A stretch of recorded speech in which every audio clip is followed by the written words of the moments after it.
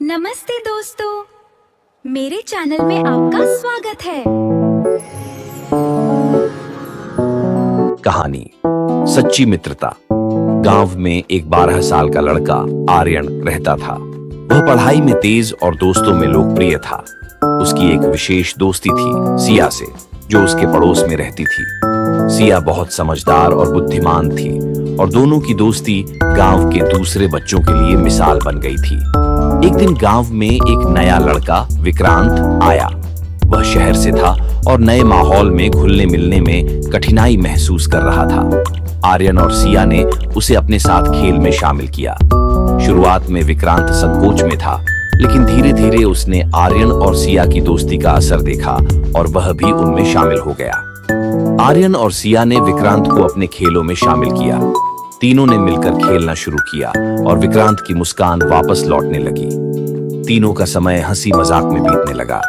विक्रांत ने आर्यन और सिया को अपने शहरी जीवन के बारे में बताया, जिससे उनकी दोस्ती और मजबूत हुई। एक दिन गांव में एक बड़ा खेल प्रतियोगिता आयोजित हुआ।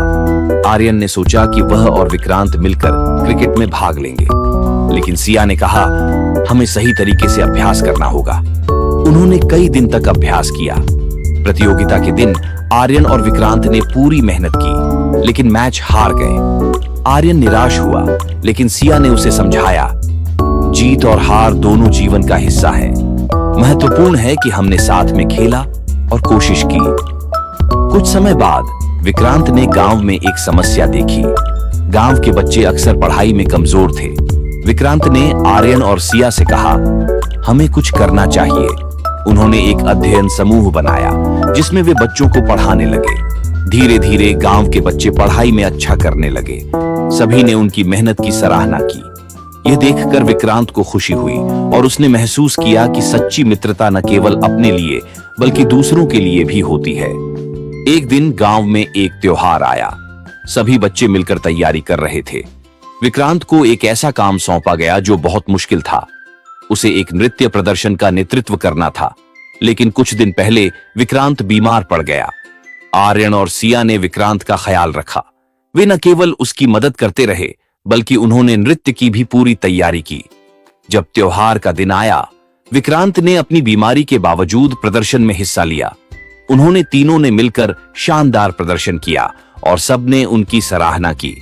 इस अनुभव ने विक्रांत को सिखाया कि सच्ची मित्रता में एक दूसरे का सहारा देना कितना महत्वपूर्ण है। आर्यन और सिया ने उसे प्रेरित किया कि कठिनाइयों का सामना कैसे करना है। जैसे जैसे समय बीतता गया, आर्यन, सिया और विक्रांत ने मिलकर कई नई गतिविधियों की योजना बनाई। उन्होंने खेलों में भाग लिया, नाटक किए और समाज सेवा की। उनकी मित्रता और मजबूत हो गई थी। कुछ साल बाद जब सभी बड़े हो गए, आर्यन ने फैसला किया कि वह अपने गांव में एक स्कूल खोलेगा। सिया और विक्रांत ने उसका साथ देने का वादा किया। तीनों ने मिलकर एक नई शुरुआत की। वे समझ गए थे कि सच्ची मित्रता केवल साथ रहने में नहीं, बल्कि एक दूसरे का सहारा बनने में है। उन्होंने गांव के बच्चों के भविष्य के लिए एक मिसाल स्थापित की। इस कहानी से यह सीखने को मिलता है कि सच्ची मित्रता का मतलब केवल मजे करना नहीं है, बल्कि मुश्किल समय में एक दूसरे का साथ देना है। मित्रता में सहानुभूति, समझ और एक दूसरे की मदद की भावना होती है, जो जीवन को और भी खूबसूरत बनाती है।